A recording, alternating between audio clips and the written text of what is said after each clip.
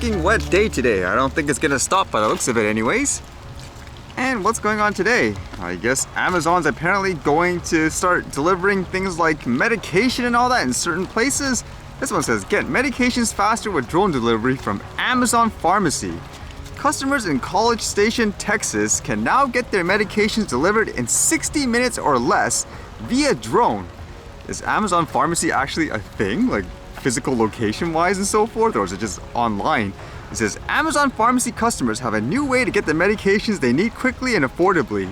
Customers in College Station, Texas can now get their prescription medications dropped outside their door via Amazon's drone delivery service within 60 minutes of placing their order at no additional cost. Eligible Amazon Pharmacy customers can select free drone delivery in less than 60 minutes at checkout. A pharmacist will then ensure medications are loaded and transported to a customer's home within the next hour. I would think delivering these types of medications would require, I guess, really strict procedures. For example, having a pharmacist and so forth describe it to you. It says Amazon Pharmacy customers with an urgent healthcare condition can also access Amazon Clinic, which offers virtual 24/7 treatment for 35 conditions, including a newly launched cold and flu condition or one medical, a hybrid virtual and in-person primary care offering. Rapid access to care paired with fast medication delivery can improve treatment outcomes while allowing the customers to stay in the comfort of their home. Has anyone actually tried a virtual doctor before? I would think you'd have to be in person to really get an accurate assessment, isn't it? On what's going on with the patient and all that. It says here too, in terms of the drones flying, it sounds like they'll be pretty low at times because it says Amazon's drones fly at an altitude of 40 to 120 meters in airspace with minimal obstacles. The drone's built-in sense and avoid technology uses sensors and cameras to navigate around people, pets, and power lines. Wow, that's something there. People, pets, and power lines. How low is this thing gonna go? And it makes you wonder in terms of airspace, does that mean no recreational flying, for example, because they're actually going that low? And I guess it's one of those things again too, like when it's officials or commercial use, all of a sudden it's okay, huh? What would you think of this overall? And the news was everywhere today in terms of apparently a hospital in Gaza was struck by a missile. For example, like these headlines here saying Ottawa rushes to condemn attacks on Gaza Hospital despite the initial claims coming from Hamas. So that was one of the things with this story where each side was blaming each other on who actually, I guess, blew it up. And at first you saw like a lot of these posts, for example, online. This one's from the Israeli Defense Forces. It says, a rocket aimed at Israel misfired and exploded at 18:59, the same moment a hospital was hit in Gaza. So that would imply, for example, it was them trying to target Israel, but then for whatever reason, the missile went off course and so it hit the hospital, lots of lives lost and all that.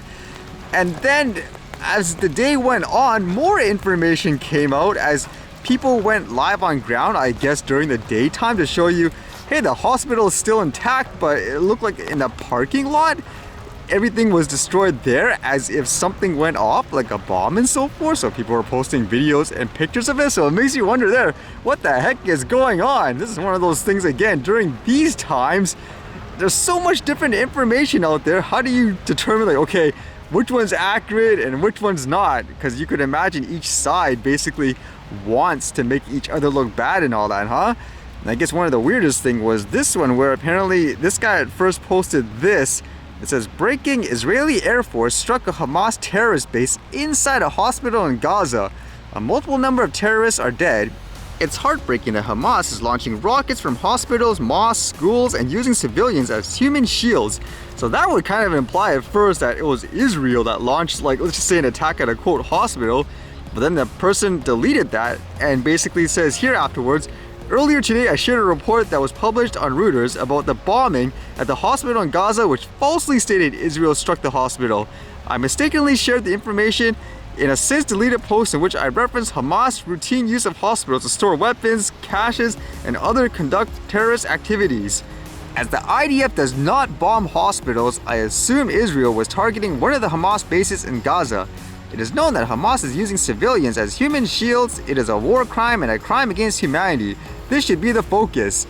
So either way you look at it, can you imagine this depending on what side you're on per se, you would immediately start publishing information saying, oh, this side did this and that. It's basically too late, right? Even if something is inaccurate. Either way, again, it just seems like this thing is going to be never ending.